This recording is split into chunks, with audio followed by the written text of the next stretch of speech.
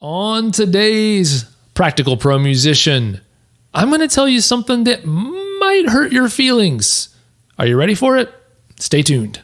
We love playing music, but it seems like the odds of making a living as a professional musician are about as high as winning the lottery. So the big question is this: how do musicians like us, with jobs, families, and responsibilities, get from where we are today to making a practical living playing music we love? Well, my name is Daniel Hadaway, and this show will give you the answers. This is the Practical Pro Musician.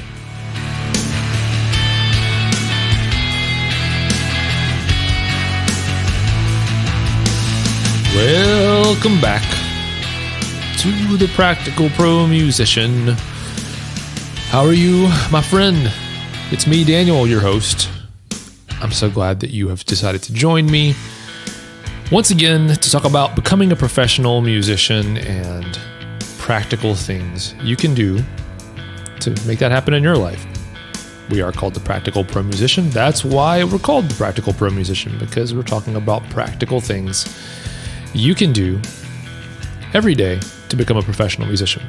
So the other day, and this is, I know, a topic that comes up every once in a while, I was listening to another podcast, another non-music related podcast, and I heard something that really caught my attention, and honestly, it kind of stung a little bit, and I was like, man, that hurts. I need to tell everyone else about that.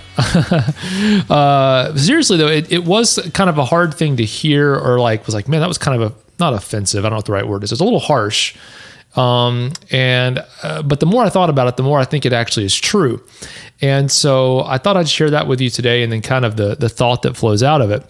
And it comes down to this. So, I hear so many times from musicians, sometimes listeners of this podcast, or people that I've spoken with other ways, and they email me, or people even that I'll meet sometimes, they'll tell me this. And I always kind of have the same response, which is similar to what I heard on this podcast yesterday. It's not as harsh as what this podcast said, but it is something that is a similar concept. So the podcast I was listening to was like a business podcast, and it's a famous quote, I think.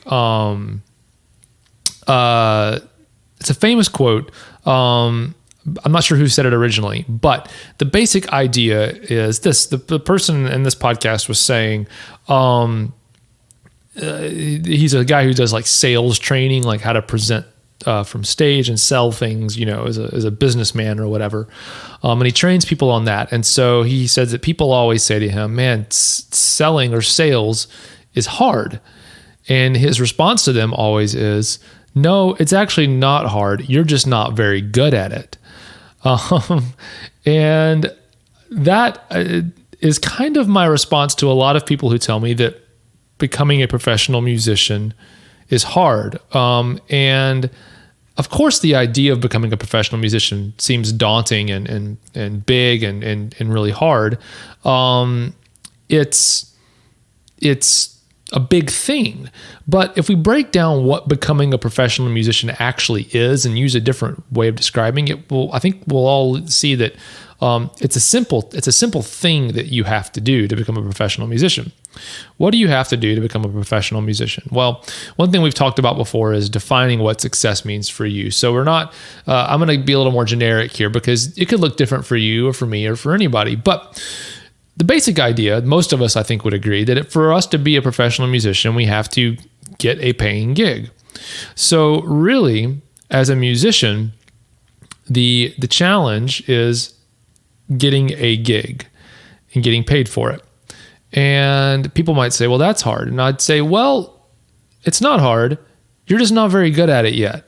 And I'm not saying that you don't have to put effort into it and do it, but there is a way. And I get into this kind of water. I wade into this water where I think I make a lot of people angry when I say this. And almost everyone who gets angry at me about saying what I'm about to say is someone who is a professional musician. And so you're going to say, well, wait a minute. If professional musicians get mad at you about saying this, you're probably wrong.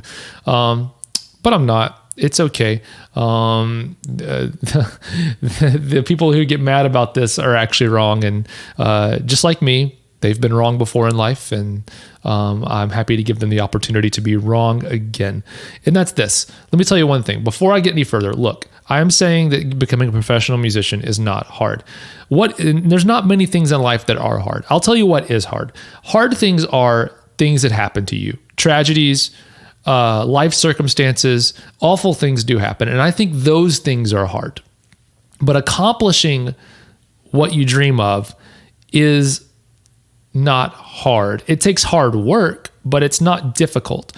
I don't think, unless you have a disability or something, I don't think that you would say that walking is hard.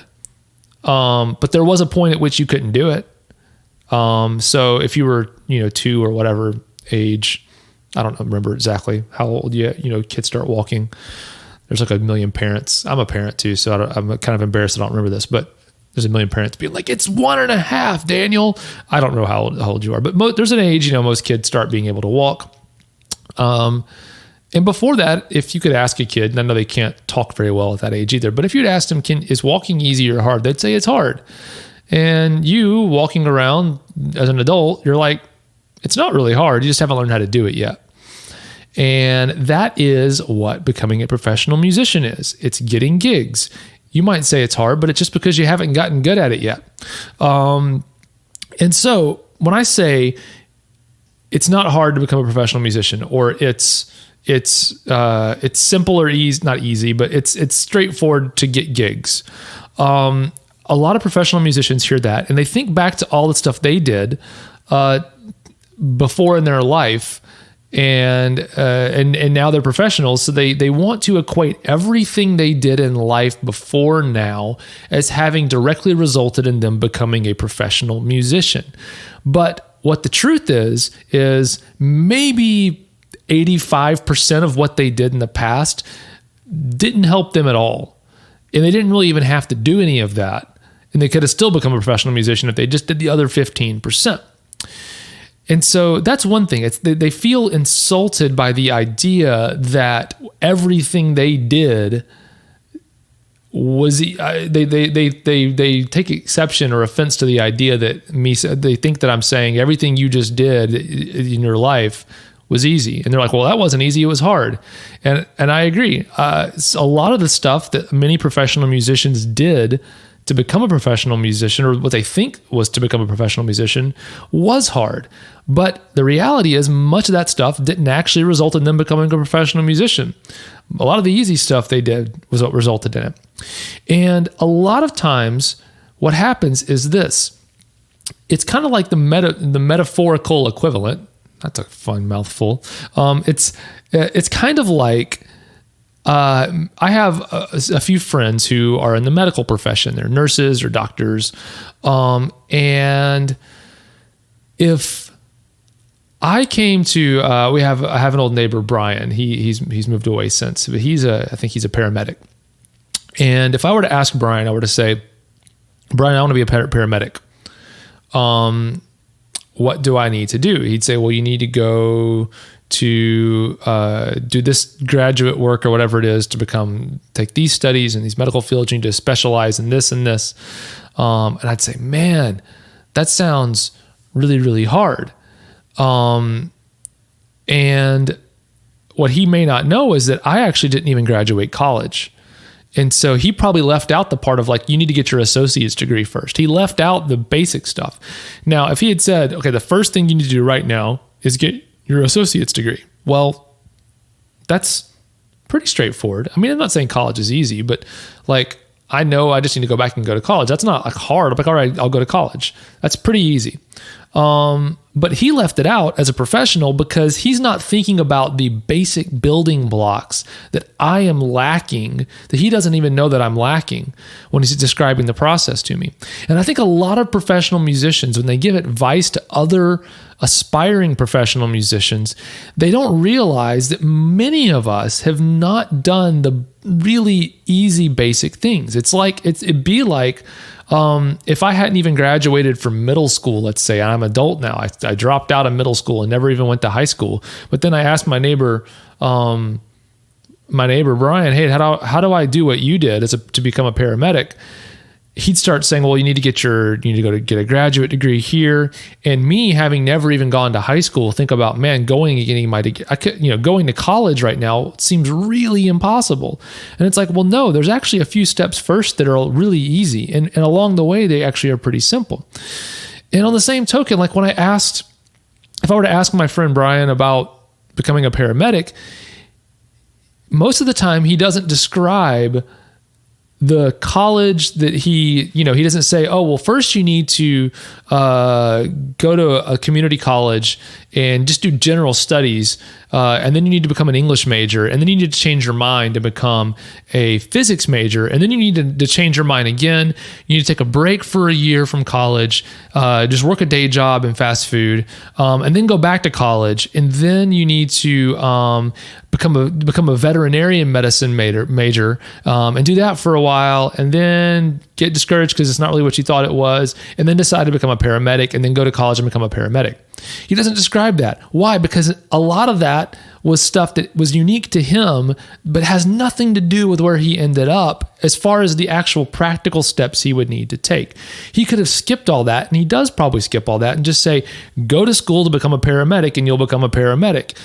All the other stuff that he did before, in between there, it did affect his journey because he got him to where he's at now.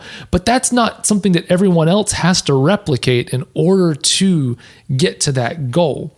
And so many times I see professional musicians giving advice that is way further down the path and it's like the last 5% that they did is what they describe as everything they did to become a professional musician, and they leave out the other 95%, and they don't realize there's this big disconnect between what they're sharing and what most of us as musicians, where we're at right now. And so that's what this podcast is about. That's what this whole podcast is about. That's about everything of what I do is about, is there's this other 95% that is similar for all of us who've become professional musicians. And a lot of it's just that are professionals now, we just kind of gloss over it or take it for granted. And so that's what this podcast is for, is to not take it for granted. So to get back to my first point, which is this: if you can at least concede or at least understand that, yes, there are a lot of things along the way that all of us probably have done to get to where, along the way of getting to where we're at now, that were unnecessary.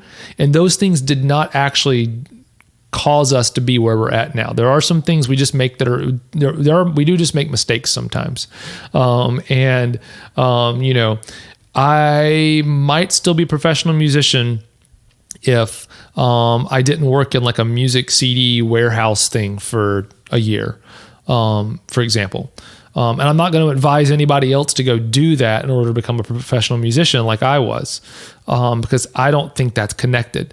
So again, there's just so many other things in life that aren't necessarily connected to becoming a professional musician. And if you were to cut all that stuff out and actually find what the similarities are between people who became professional musicians, you'd find that there's almost all of it is the same.